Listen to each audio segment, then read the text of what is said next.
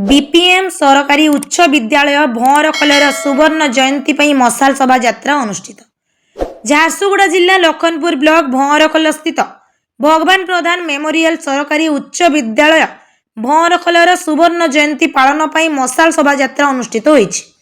आज पूर्वाह्न 10टारे सागरबाली ग्रामर शिव मंदिर पूजार्चना पर पूर्वतन शिक्षक भावग्राही साहू मशाल रे अग्नि संजोग करने पर सागरबाली सुरेंद्र कुमार प्रधान मशाल धरी ग्राम भीतर को प्रवेश करथिले। ए अवसर में शताधिक छात्र छात्री पूर्वतन छात्र छात्री अंचलवासी पूर्वतन शिक्षक शिक्षयित्री तथा वर्तमान शिक्षक शिक्षयित्री माने उपस्थित रही मशाल शोभा यात्रा सामिल होइथिले।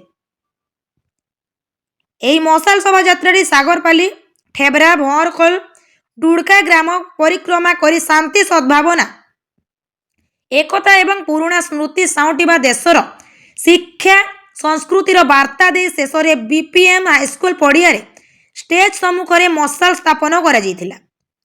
मशाल शोभा यात्रा समय भंवरखोल पंचायत समस्त ग्राम लोकंक मनरे बेस उत्साह उद्दीपना देखा देइतिला।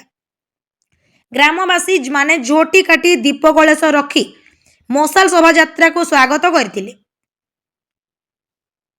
जो ग्राम को सुवर्ण जयंती मशाल पहुंची से ग्रामर मुखिया एवं भद्र व्यक्ति माने मशाल धारण करी ग्राम परिक्रमा करथिले।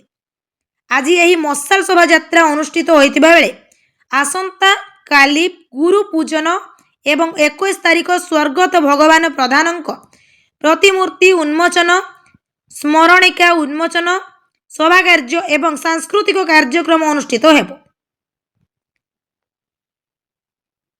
Bureau report Odia Bhaskar.